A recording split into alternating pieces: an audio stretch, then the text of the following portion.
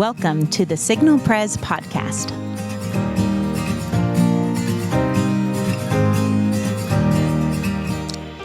Welcome to the Signal Pres podcast, the place for you to learn, to grow, and to get connected to the body of Christ here at Signal Pres. I'm Joe Sherrod. I'm one of your hosts. And I am Abby Hutto. I am also one of your hosts. Well, it's one of those wonderful summer Signal Mountain days where it's a beautiful sunny day, and then it's a hurricane-force torrential downpour, and then it is again a beautiful summer day, but now it's 150% humidity, including in the studio right now. I have like emotional whiplash from... So the studio is a little humid down here. Humid. But you know what? Has just been the poopiest summer so far ever. Really? Why would you say that? Because it's raining all the time. It is. We are getting a little rain. It's hard to enjoy the pool when pool you are... Yeah. The town pool was closed I know. for a second. That was It's just... hard. We need the rain to stop. Yeah. But it's summer. But it's summer. And today we're going to tackle the podcast you either have never thought to ask us to talk about this topic, or this is the answer to your unspoken prayers about how to make it through your Bible reading plan. That's right. Because where are we right now in our Bible reading plan, Joey? I know the answer to that question is Philippians, right? But where in the Old Testament are we, Joey? We're in Leviticus. We're in Leviticus, Joey's favorite book. It The is a rest fantastic of book. us And are struggling. so, if you're waiting for us to introduce the guest, we just did. The guest is Leviticus. The guest is Leviticus, and we're going to ask Leviticus lots of questions. That's right. And Joey's going to answer for Leviticus. Gonna try to do a little translation. But before we do that, we, of course, need to play a game with Leviticus because Leviticus doesn't want to be invited on the podcast and not be invited to play a game. That's true. So Yes. Joey is also going to answer for Yes. Leviticus for us. Yes. As much as Leviticus would like to answer for himself. Dear listener, I have no idea what's about to happen. Okay, so what's about to happen is we're going to play a game called Clean, Unclean. Oh. But it makes me think about, do you remember that deodorant commercial? Sure, unsure, unsure. Remember that? Vaguely, yeah. Did you not watch TV in the 1980s? I definitely, yes. Okay, The so answer that's what is the yes. whole time I've been doing this, I have that little Slept jingle since then, but yes. in my head. It was like clean, unclean, unclean. So that's the okay. game we're going to play. Cool. So the rules are simple. Okay. I'm just going to say, Joey, what if I eat? And I'm going to fill it. You're just going to go fast. It's rapid fire. You guys say clean, unclean. This appears on my skin. I know. Well, we'll get to that, Joey. So you get to be Leviticus. And here we go. Joey, what if I eat a cow? Clean or unclean? Clean. Camel? I know. It's hard.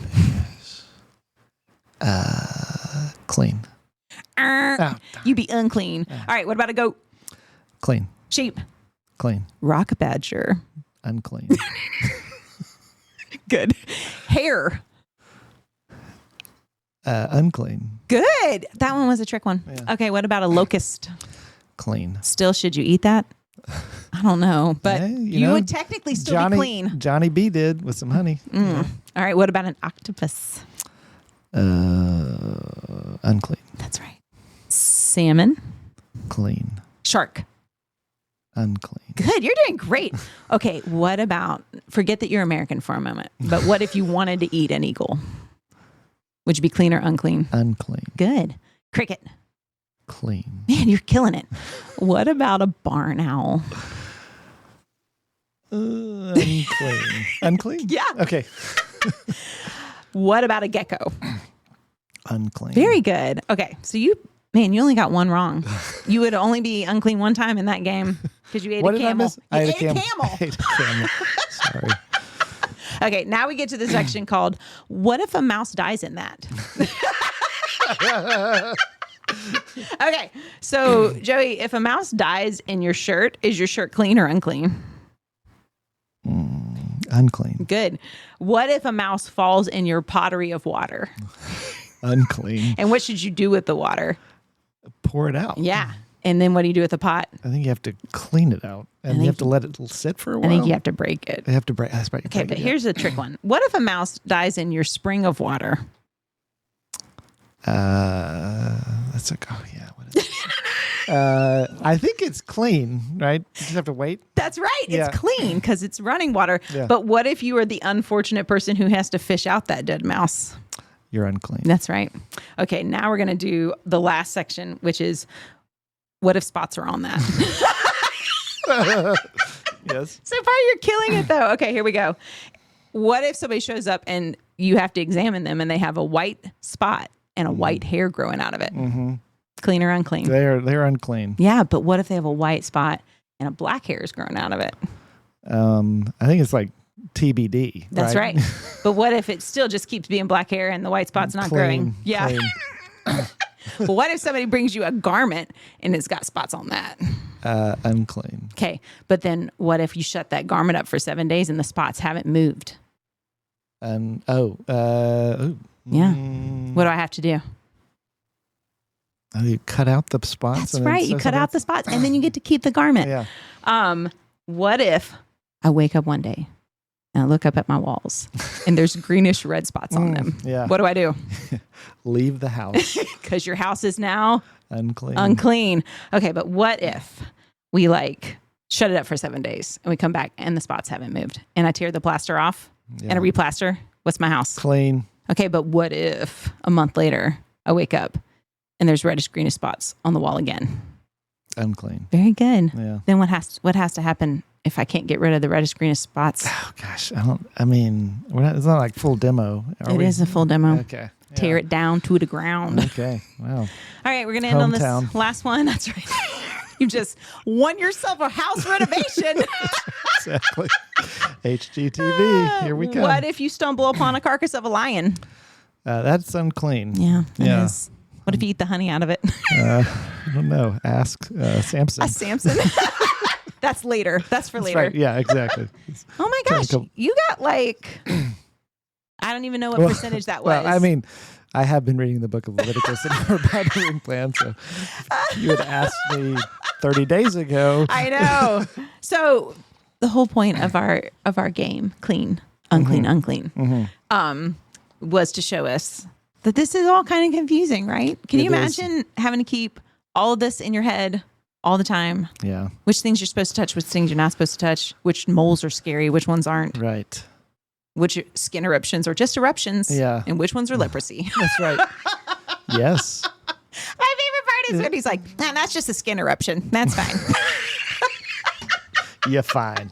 You're fine. But once your hair turns white. Yes. It is. I mean, Leviticus is, it makes sense why these things are so strange to us as Christians because Jesus has set these things aside. And I can eat octopus if I want. Now. That's right. I don't, but I could. Exactly. Could. Rock badger. I have had rattlesnake before. Oh. In Texas. Yeah. And it was gross. I don't care if it's clean. And I did feel unclean. No. That was a mistake. So, Joey, you have very helpfully, when I asked you to do this, agreed. Yeah. To walk us through some basic questions, because I bet a lot of people feel like me, where you get up in the morning and you think, I don't really know the point of reading this book, but except that it's on the Bible reading plan. Right. And I feel thoroughly confused by what exactly I'm supposed to be looking for and how I'm supposed to be understanding this, because some days I just want to skim and then move on to the New Testament, which makes a lot more sense to me. Yeah. So we're going to just do some basic questions that I think will help all of us. So I came up with these questions for Joey, and he's going to speak for Leviticus for us. We'll see how this goes. Yeah. So anything else you want to say before I launch into my questions? No, I think let's here we go. Do this. Let's do this. All right, Leviticus. What is a basic framework to help us understand this book?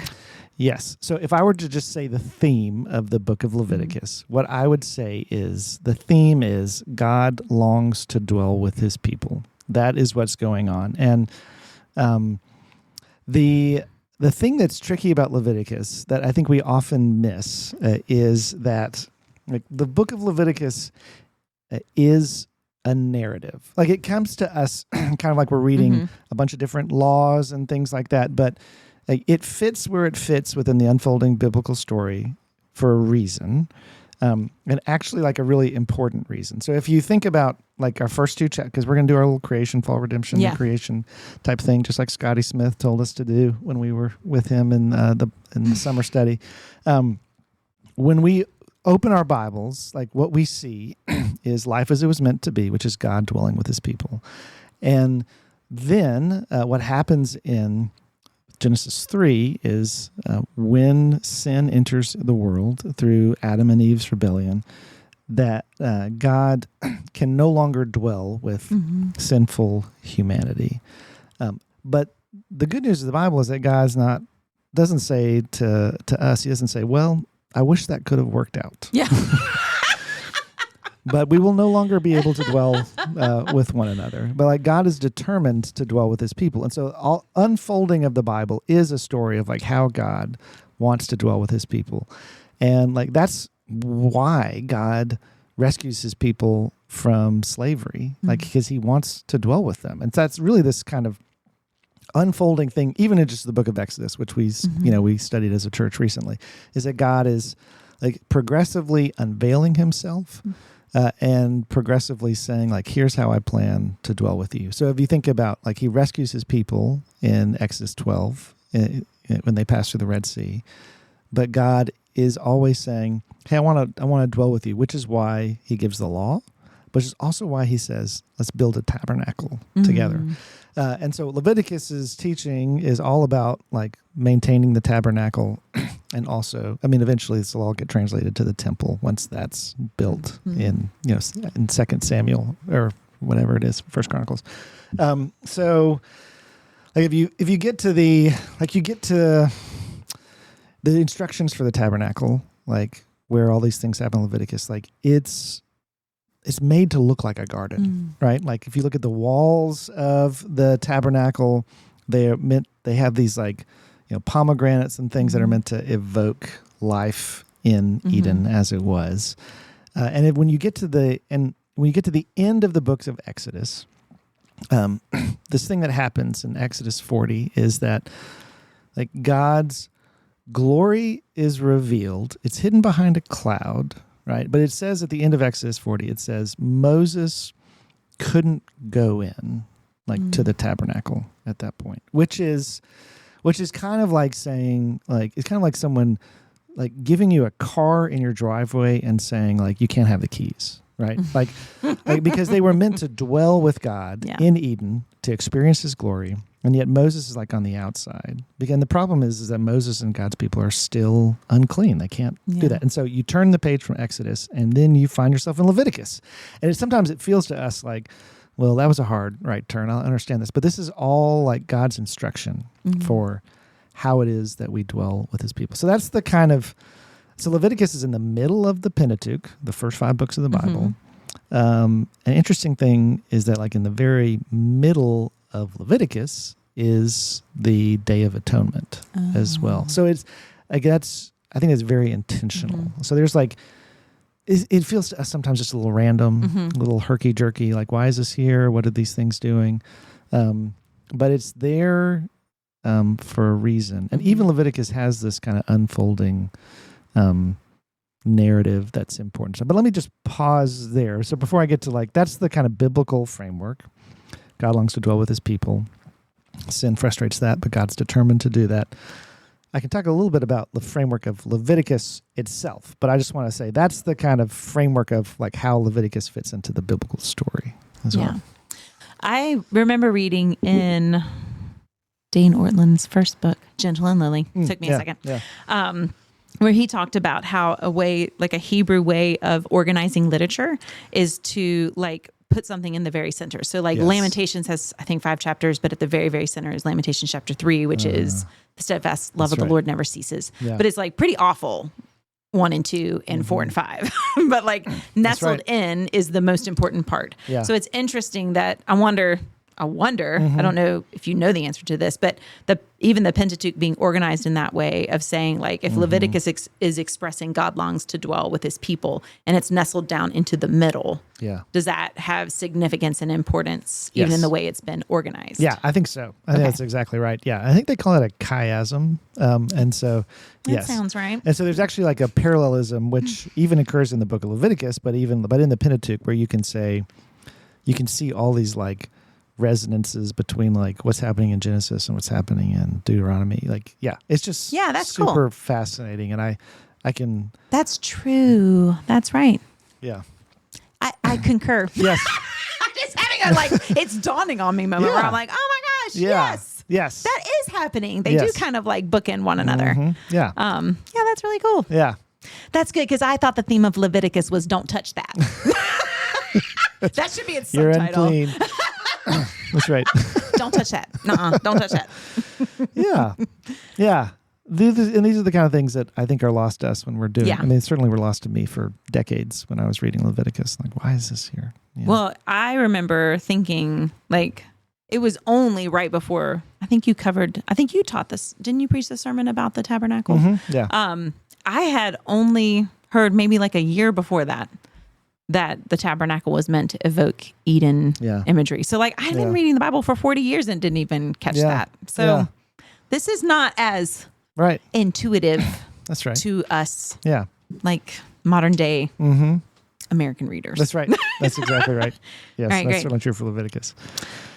Do we want to talk about themes, or did you have anything else to talk about with the framework? Yeah, I see. I mean, so the framework of Leviticus, let me just sort of say how I think the chapters work and the kind of blocks of material that are going on. So if you think about Leviticus, like let's just say Leviticus 16 is at the center of Leviticus. The center of the Pentateuch. Exactly, then. Yes. So Leviticus 1 through 7 is basically instruction for God's people about how to draw nearer to God. And so this takes place through the various offerings that are described, the burnt offering, the peace offering, the sin offering, and then there's some other offerings that have to do specifically with the priesthood, because the priesthood would sort of, on behalf of God's people, kind of go into the tabernacle to sort of minister on behalf of everybody else. So that's the first 7 chapters. Then chapters 8 and 9 are the institution of the priesthood. And chapter 9 ends with like the thing that Israel's always wanted to happen, right? Like now they see the glory of the Lord descends on the tabernacle, but it's not obscured. Like in Exodus 40, the glory of the Lord descends, but it's always kind of shrouded in smoke, because even then it's still like God's people aren't ready, but God's people do all these things. It all comes down, like God's presence is there in this place where God is made to dwell with his people.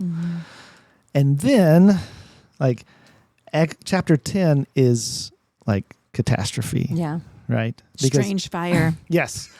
A strange fire. So Abihu and Nadab, who are Aaron's sons, they do what it says not to do, right? They offer strange fire, and through that they die.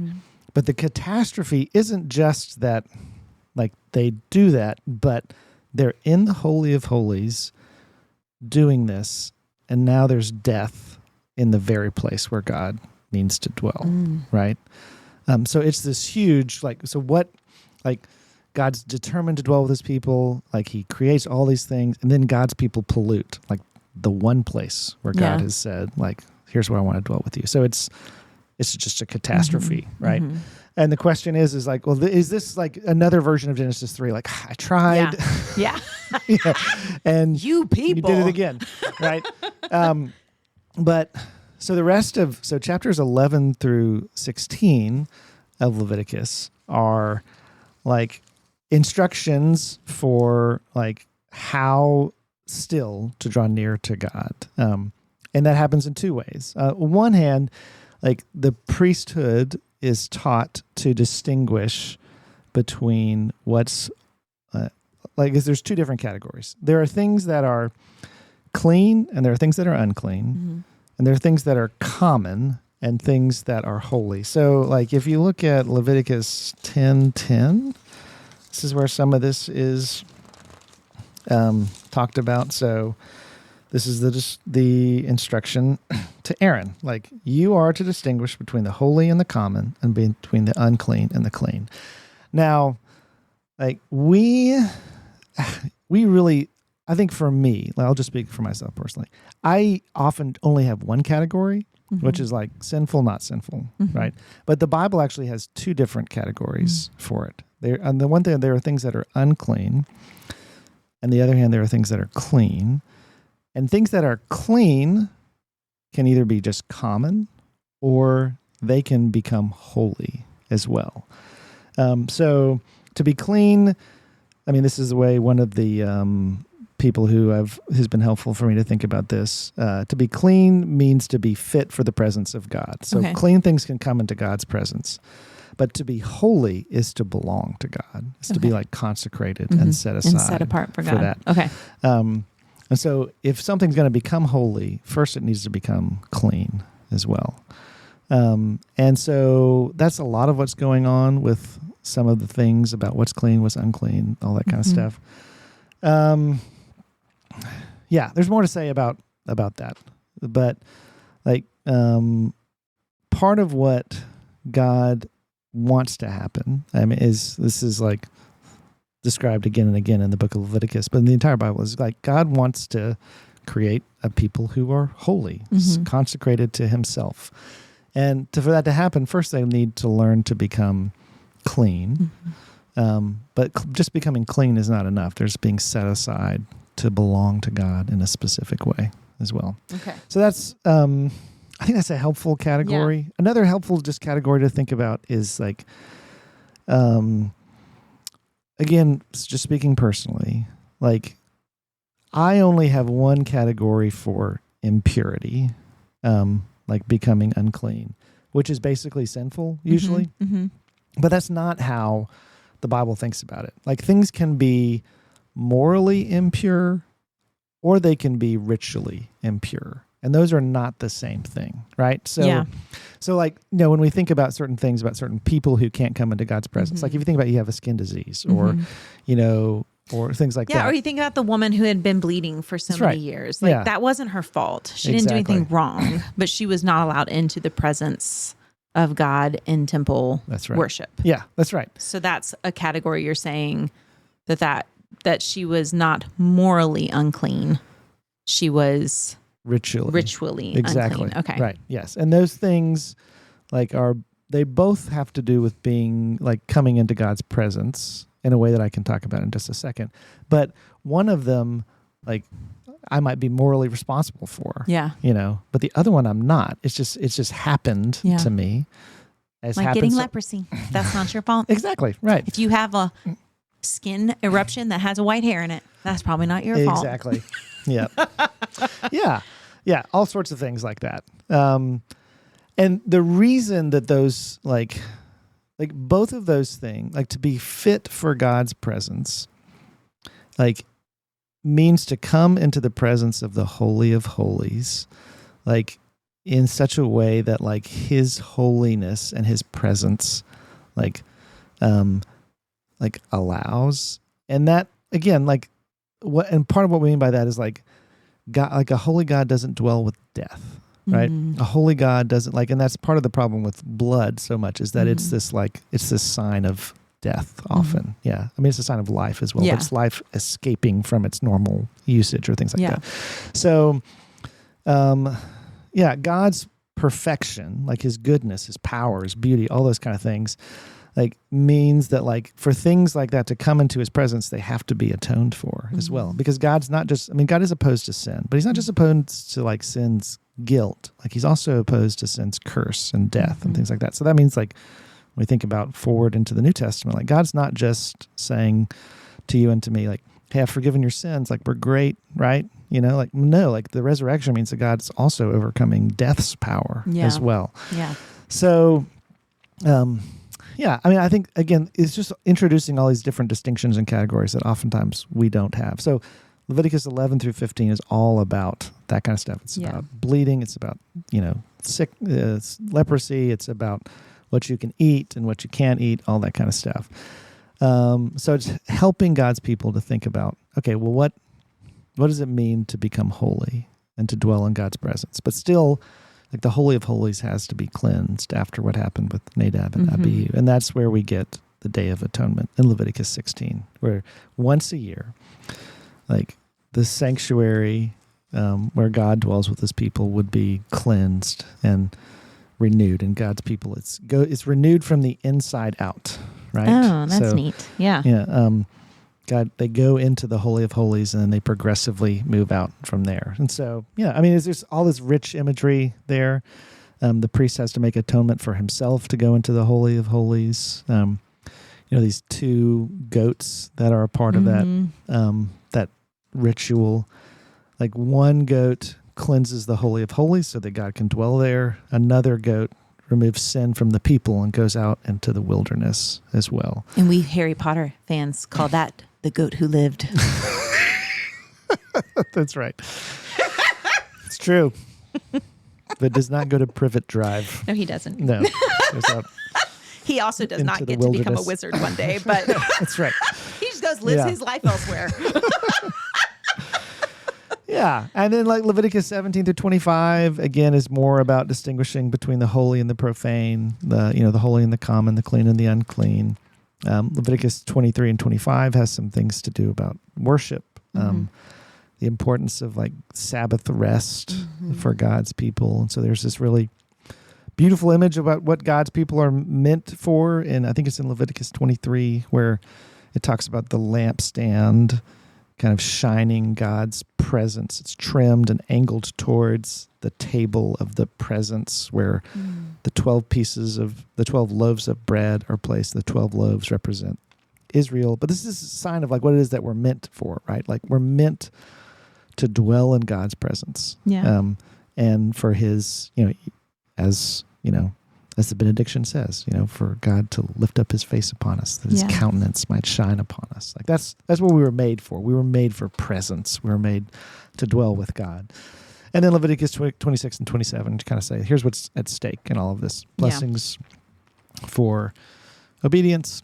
Yeah. And then the cost of disobedience as well. So that's the framework for it. So just to think about that, like think about those first 9 books as like what it looks like to dwell in God's presence. 10 is like crisis. 11 through 16 is like repairing that crisis, and then learning to distinguish between clean and unclean, common and holy. And then why this matters for us in Leviticus. Yeah. I think that's genuinely helpful, especially you have never read Leviticus as a woman. I have. So, true statement.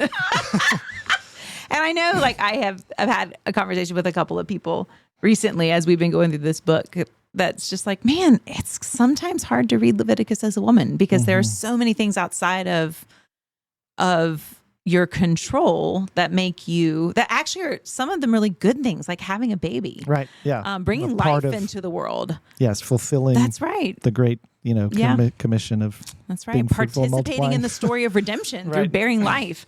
But that then makes it to where you cannot be in the presence of God in the same way that like your male counterpart who also had that child with you, but who's also, but when you talk about like thinking about things, not just as morally clean or unclean, but that God is not just against our individual sins, but that he's against the effect of sin, and that blood represents that, and that is like a theme throughout Scripture. That our God is fighting against the curse and the effects of the curse, which like the first story we see after the fall is the blood of Abel spilling into the ground crying out, the blood of Abel crying out from the ground, for that to be avenged. And so, that is a helpful. Thank you, Joey. Yeah, that's helpful. I'll feel a little less salty the next time I read. Yes. I think, good. I'm glad because I have thought about that a lot, just in terms of like what how I can smuggle meaning of these things that isn't there. That it does seem just blatantly unfair that like something that's just a normal part of my biology would like be something that God is upset with. But that's not. It's more, what does it mean to dwell in the presence of a holy God? Well, there are certain things that can't dwell in his presence, but that doesn't mean that God still doesn't delight in you and rejoice over you with singing and all of those kind of things. It's just certain statuses that we all find ourselves in at times, different ways for the two genders. But that mean that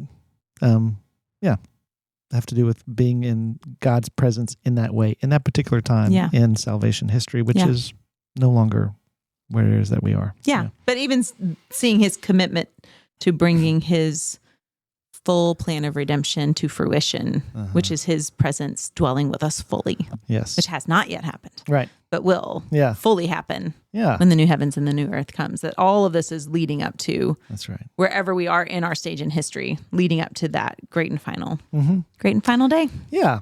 And also just, I do think, there's just a lot to say about this book, and some of it I'm still getting my head around for sure, is like all of those things God makes atonement for, right? So it's not as if he doesn't just leave us to ourselves and those kind of things. There's like all of those things God says, there's a way to be atoned for those things, which of course point us to Jesus in all of those ways. And that God is, I'll say more about this later, but God is like, God's holiness isn't just like this matter of like becoming a certain thing so I can move towards the Holy of Holies, but it's actually moving the other direction. Yeah, like I like that. Are kind of helping us think about how all of the world can become holy, like God's glory can fill the earth like the waters cover the sea. Yeah.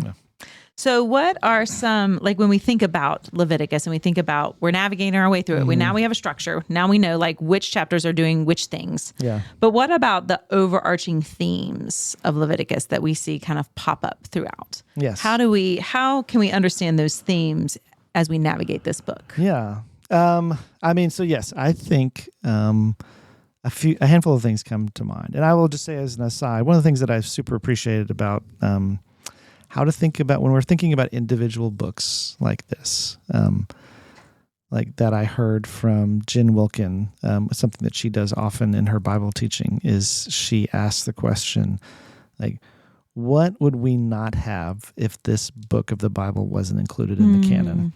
And so I think that kind of helps draw out some themes. Not that some of these themes don't appear other places in the Bible, but I do think that one of the themes, perhaps not intuitive to us as we read Leviticus, is that Leviticus is a missional book. Like it's a book about mission. It's a book about God, giving his people a vocation that they would be set apart so that when people look at the distinct life of these people, they would say, they are different.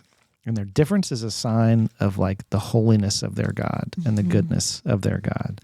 And so it's about how in that time, what it looked like for Israel to become holy, and about how all of this was always for the sake of the nations. Okay, pause. Yes. Because I want to just bring back Nadab and Abihu. Thank you. Yeah.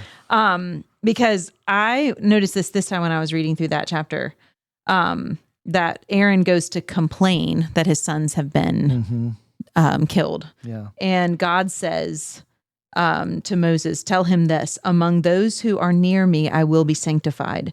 And before all the people, I will be glorified. Yeah. So it's not just they did that wrong and let me pull them aside and give them a teaching moment. There was a disregard for God's glory and this is not that big a deal. We can do it however we want to do it. Yeah. That if that's how the priesthood behaved, that would flow out into the behavior of the people. And then the people would effectively be of no good to the nations if they were just like everybody else, because that is the attitude of the world around us is it doesn't really matter. Right. We can just do this however we want. And God is at work setting apart a people to be different on purpose so that his name will be glorified, so that everyone will flock into that nation to find out what makes this God so different than everybody else. Yeah. I just want to make sure that came out because that's great. That's a great thing to point out from Leviticus. Because I think that goes hand in hand with you saying it's a missional book. Like even the way that they were doing their sacrifices was meant to teach the watching world something about God. Absolutely. Yes. And I mean, yes. And I'll say a little bit more about that later, but it would just be interesting. I've gotten hints of this as I've studied this book, but just to contrast Israel's worship versus the worship of other nations and how much better Israel's worship is. I mean, we've even like in Leviticus, I think what we read on Friday, it talked about like, you won't sacrifice your children. Yeah. I mean, that's not something that God asks us to do. Not like, oh, well, thanks for that bull, but if you really want to get on my good side, like offer me something like a child. Like, that's not who our God is. But that is what the gods of the nations around them asked for. Exactly. Yeah. Right, exactly. You would have looked around at other nations surrounding and they would have said, no, that makes sense. Yeah, that's really cool. So that's one theme, missional. I do think another theme is like God's desire to dwell with us. Like he is determined to dwell with his people, and like that's what he longs for. And so when I think about like what his desire is for me, like particularly, I mean, people have various Christian backgrounds. Some of us none at all. But sometimes maybe we heard the gospel presented to us as like, you're a sinner and there's a way for your sins to be forgiven, which is like not untrue, but is not fully true as well. Like God, like when you think about all of these things that are happening in Leviticus, it's clear that God like does want his people to be forgiven. He does want what is wrong with the world, impurity, whether it's sin or whether it's what's unclean about our world. Like he does want things to be forgiven, but like that's not the end of his plan. Like he wants to dwell with his people. He wants them to know his goodness and experience that. And so, I think just knowing that is his, like that's what he's moving towards. It also helps just make sense of different parts of our Bible. I think it helps us make sense of even, a passage that we would have read, maybe this week, maybe the week before, Ephesians 3:14 through 21, like all of that language in that book about, that Christ may dwell in your hearts through faith. Like that's temple, tabernacle language. That's about God saying like, yes, Ephesians 2, like through grace you have been saved, it's not of yourselves.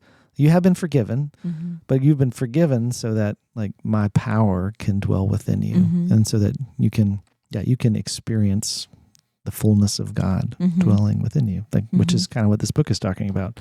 Which is a cool parallel between what you just talked about in the structure of the book, that like there is the common and the holy, that we are set apart to be holy, to be the houses in which the power of God now resides, that we are set apart people. That's right. That's just neat. The little crossovers. Yeah. I think that's one. I mean, I think, I think Leviticus gives us an imagination for what holiness is as well. We have to translate that because we're a New Testament people, but it does just start to give us an imagination for why holiness matters. That this is the center of the Pentateuch. So very important. God says, like, I want you to know, not just what it means to be clean, but what it means to be holy as well. And just to imagine, like, part of what holiness is like God's opposition to death. And like that, he's determined to, for life to flourish and to be abundant. And that's part of what holiness looks like. So those are the things that come to mind in terms of themes. There's also some crazy social justice themes in the book of Leviticus. Right. That I've been picking up on this time around.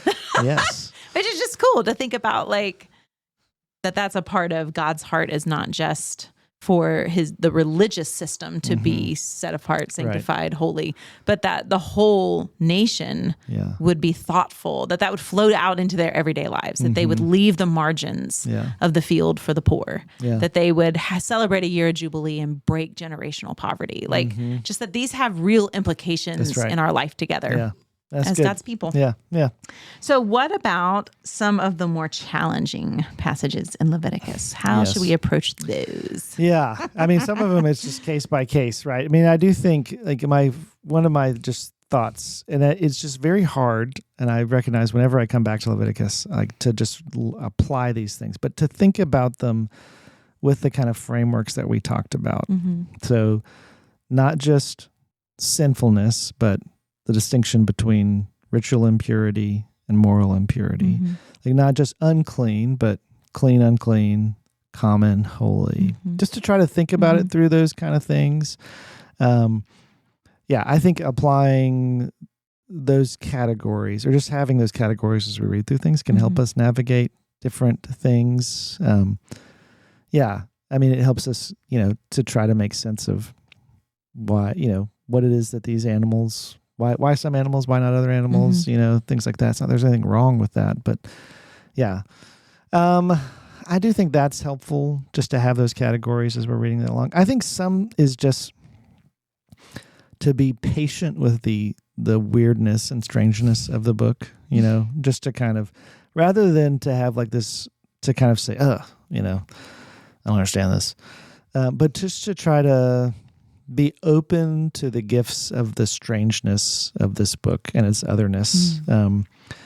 There are different reasons for that. Some of which are things that are just like lost in our culture, that feel strange to us, but if we were in that culture, that make sense to us. I think that at some point in Leviticus, there's this reason that why you wouldn't like shave your head if you were grieving or things like that. And what I have heard from those who study this stuff is that one of the reasons for that is that pagan nations often would like force, people to grieve in those kind of ways. And it was associated with the worship practices of those other gods.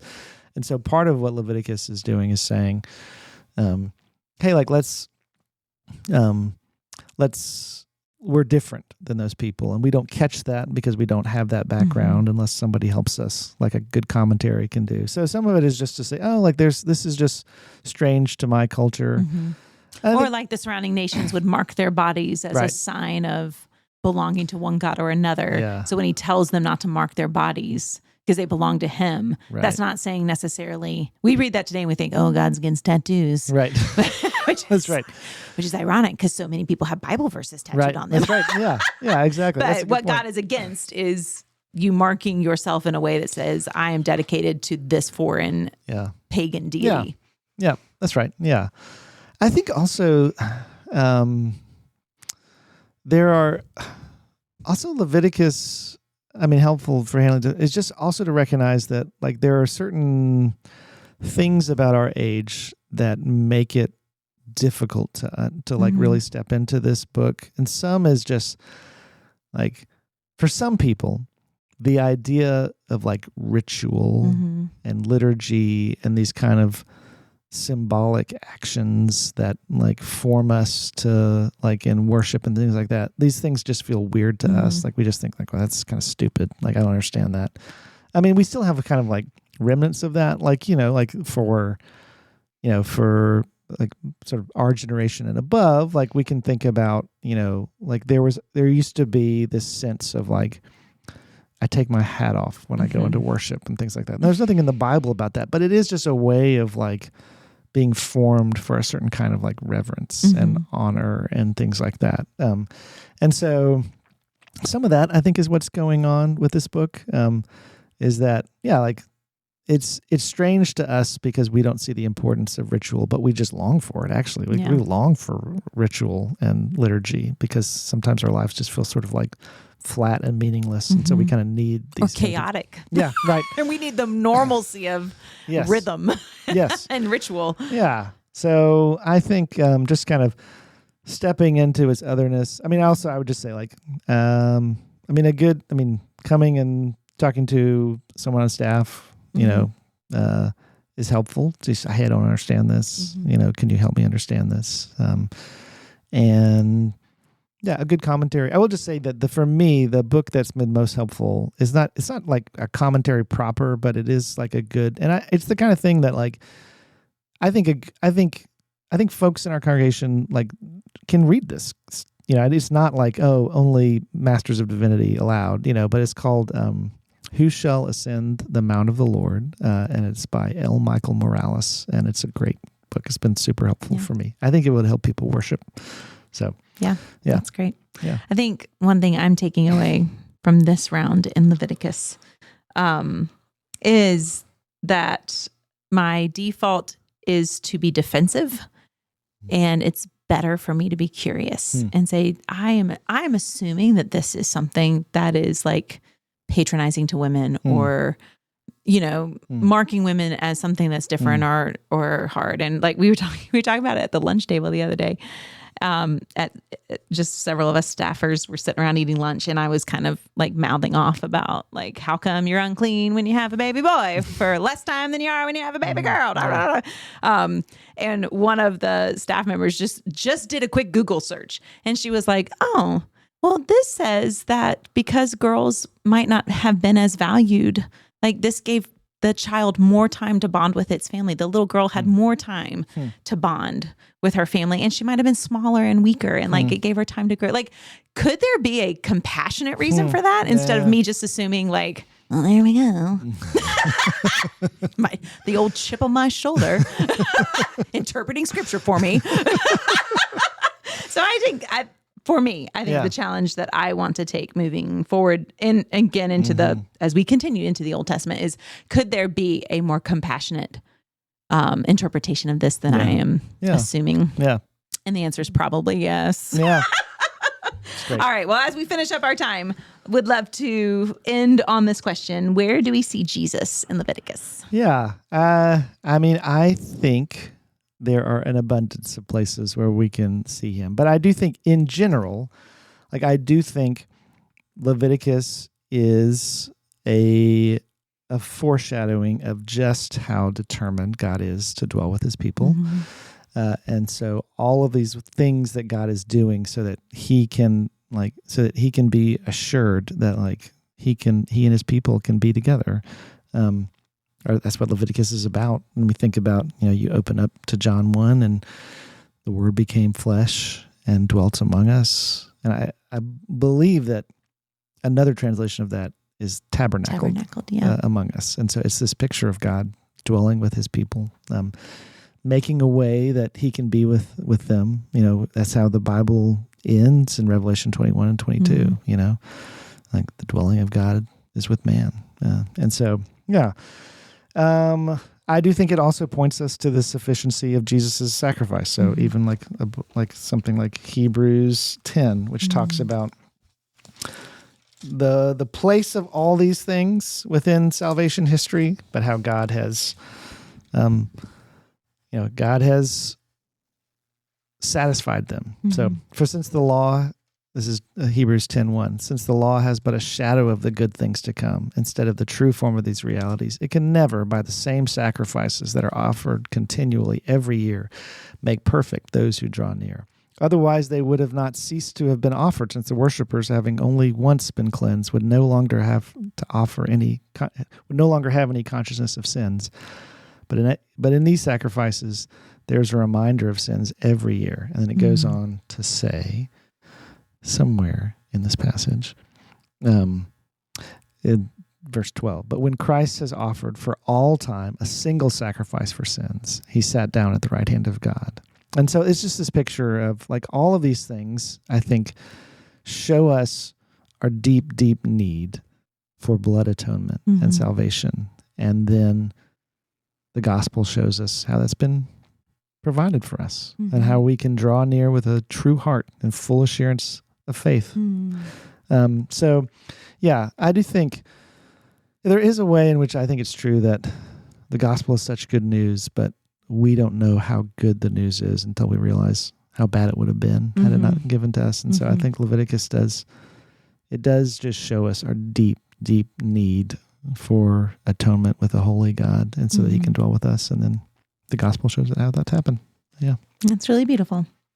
Well, I'm going to end with this as we close out Leviticus. Leviticus 26, I think, ties up a lot of what you're saying. All the themes coming together. I will make my dwelling among you, and my soul shall not abhor you, and I will walk among you, and I will be your God, and you shall be my people. I am the Lord your God who brought you out of the land of Egypt, that you should not be their slaves. And I have broken the bars of your yoke and made you walk erect. Which I think is just a beautiful picture of what Leviticus is calling us into, as a life lived before God where we can stand up straight and the bars of our slavery are broken. Yeah, that's great. It's beautiful. Well, thank you, Joey, for being the voice of Leviticus for us today. That's right. Well, I tried. You did good, kid. You did good. Well, thanks for listening. That's right. And happy reading/praying. Exactly. Both of the.